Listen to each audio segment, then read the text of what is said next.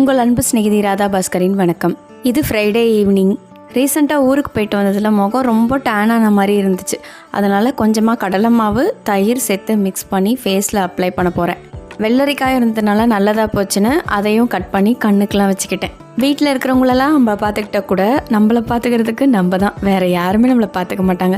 அது நம்மளோட தலையெழுத்தோ என்னமோ. வாஷ் பண்ண வேண்டிய பாத்திரம் நிறைய இருந்துச்சு. அதெல்லாம் வாஷ் பண்ணி முடிச்சுட்டு அதுக்கப்புறம் டின்னர் செய்ய ஆரம்பிச்சிட்டேன். இப்போ இருக்கிற பனிக்கு புதினா கொத்தமல்லி சட்னி அரைச்சி சாப்பிட்டு நல்லா இருக்கும்னு தோணுச்சு. அதுவும் கோல்டு ரொம்ப புதினாவுக்கு குறையும் அப்படின்னாங்க. பேனில் எண்ணெய் ஊற்றி 3 பச்சை மிளகாய், தேவையான அளவுக்கு சின்ன வெங்காயம், பூண்டு, கொஞ்சமாக இஞ்சி, ஒரு தக்காளி, கருவேப்பிலை, கொத்தமல்லி, புதினா இதெல்லாம் நல்லா வதங்கினதுக்கப்புறமா அதோட கொஞ்சமாக தேங்காய் சேர்த்து ஆறுனதுக்கப்புறம் அரைச்சிக்கலாம். கீரையெல்லாம் எடுத்துக்க முடியாத சமயத்தில் இந்த மாதிரி சட்னி அரைச்சி சாப்பிட்டோன்னா அதுக்கு ஈக்குவலான சத்துக்கள் நமக்கு கிடைக்கும். ஆனால் இது என்ன மாயம்னே தெரியல. படுக்கிற வரைக்கும் கிச்சனில் வேலை இருந்துகிட்டே தான் இருக்குது. உங்களுக்கு எப்படின்னு கமெண்ட்டில் சொல்லுங்கள்.